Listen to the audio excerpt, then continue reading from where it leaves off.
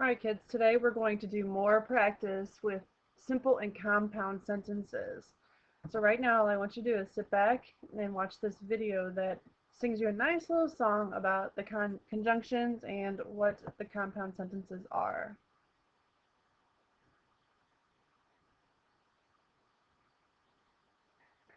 People don't have to think about which.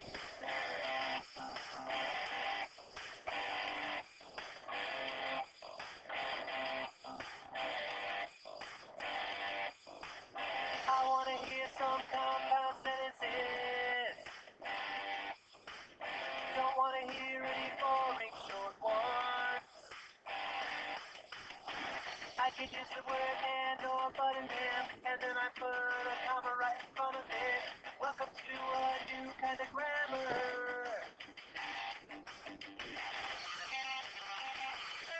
Use a compound sentence when your sentence is finished. Use a comma because there's no need to separate. Use a compound sentence when your sentence is finished. And don't you forget your subject and predicate.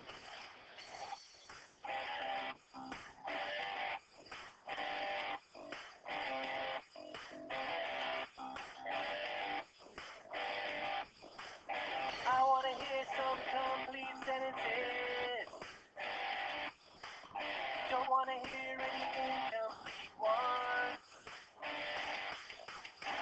Every sentence must have a subject, and everyone has got to have a predicate. Welcome to our new kind of grammar. Use a compound sentence when your sentence is finished. Use a comma because there's no need to separate. Use a compound sentence when your sentence is finished. And don't you forget your subject and predicate. Mary had a little lamb and he was also nice. She would often take him to school with her, but he did not know how to write. The kid put a pencil in his mouth and he wrote a letter to the sheep outside. Yeah, he felt so good, and he loved that pencil word. But it was looking for a moral to his tale. And you're gonna have to ask somebody else. That's right, people. Conjunctions join sentences that are related. They all seem to work great. Make your writing have a better rhythm and flow. And, but, or, so, yet, for. Those are probably the most common ones. Use them wisely. Don't forget, put that comma right in front of you. Your teacher will be proud, and so will I. Later. So let's just review. What is a simple sentence? Think to yourself. A simple sentence can be short, but it doesn't have to. It will have a subject and a verb, and it contains one independent clause. So that's all it is just a subject and a verb. Now remember, sometimes that subject will be compound, which means you'll have a bunch of people doing one thing, or you may have like a compound verb. Like you might have one person doing a bunch of things, but you still have a subject and a verb. That's an independent clause. That's what a simple sentence is. So some examples of some simple sentences are, I love to eat pizza. What's the subject? I, and then what's the verb? It's the action that I am taking. Eat. Okay? I eat. That makes it an independent clause. Here's another one. I went to the store. All right, let's think of it the other way. What's the verb? The action is went. Now, who is doing the went? I am. Okay, so it is an independent clause. It's a simple sentence. So let's talk about what a compound sentence is. Think to yourself, what's the difference between a simple sentence and a compound sentence?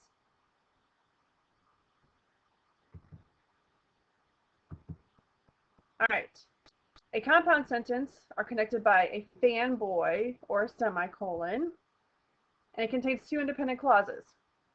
Okay, so you have two subjects and two verbs.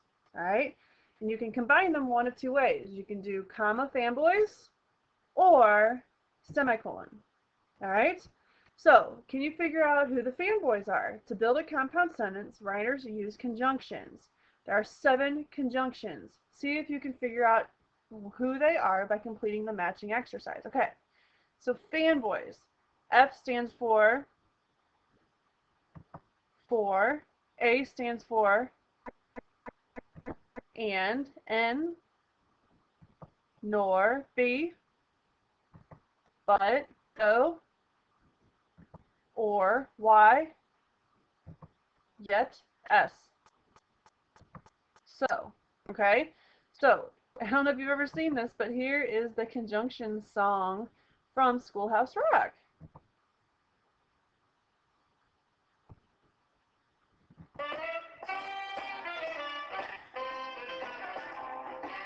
Conjunction, junction, what's your function? Hooking up words and phrases and clauses. Conjunction, junction, how's that function? I got 3 favorite cars that get most of my job done. Conjunction, junction, what's their function? I got and, but, and or, they'll get you pretty far. And, that's an additive, like this and that. But, that's sort of the opposite. Not this, but that. And then there's or. O-R. When you have a choice like this or that. And but or get you pretty far.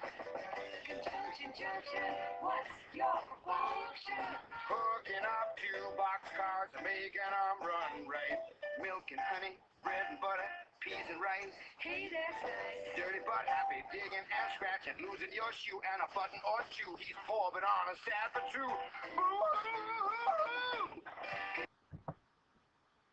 So some examples of compound sentences are, I love to eat pizza, but I also love ice cream.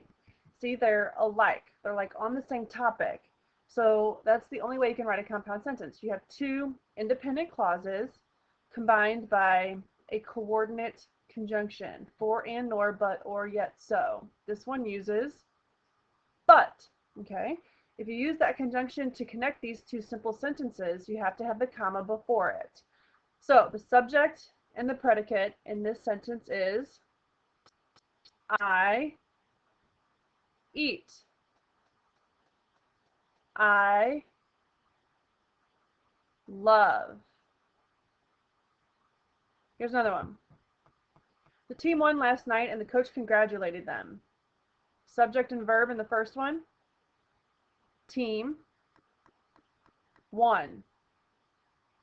Second, coach congratulated.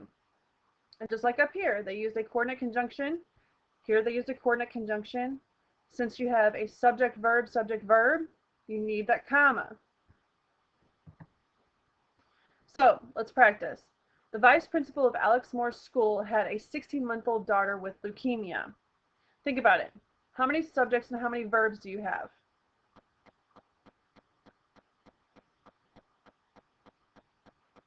So what's the subject? The vice principal. And what action? What is the principal doing? Had. He had. Is there anything else? No.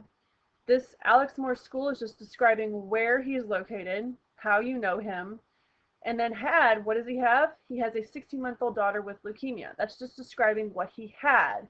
So this is just a simple sentence. Okay? Let's look at the next one. Alex wanted to help. He started making arrangements for a benefit auction to raise money for the girls' treatment. Okay? Still on the same topic. This is how he wanted to help. This is what he wanted to do. Okay? So, subject and verb. What's the subject? Alex. What is Alex doing? Wanted. Okay? Let's look on the other side of the punctuation mark. He started making arrangements for a benefit auction to raise money for the girls' treatment. Subject. He. What is he doing? Started. Okay? This is a perfect example of a compound sentence. Okay? You have a semicolon. This is what semicolon. A semicolon can replace the coordinate conjunction and the comma. I always like to explain it as that little dot above the comma here is like that fanboys word right behind it being pulled up and balled up right on top of that comma. So it's still there, it's just more complex using that semicolon. So try using a semicolon more often when you're writing a compound sentence. So now it's your turn, okay? Your turn. You're going to practice. So what are the next types of sentences? Alex's younger brother Cameron and 2 other friends also became interested in the benefit.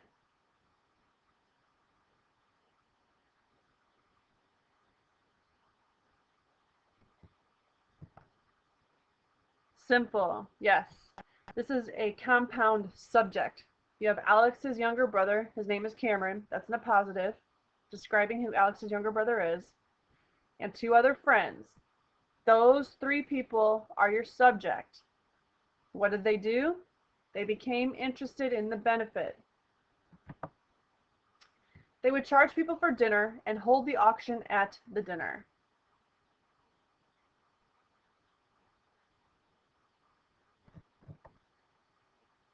Simple. Subject, they, and now you have a compound verb. They would charge and hold. So you still only have one subject, but you have 2 things that those people are doing. They would charge and they hold.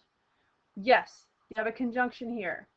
But on the other side of and, do you have another subject? No. Since there's not another subject here, you do not put a comma here. That's going comma crazy. If it would have said they would charge people for dinner and they would hold an auction at the dinner, then yes, you would have a comma because then you would have a second subject. In a compound sentence, you have to have 2 subjects and 2 verbs. One more time. The boys called 80 sponsors and all contributed goods. Is this a simple sentence or compound?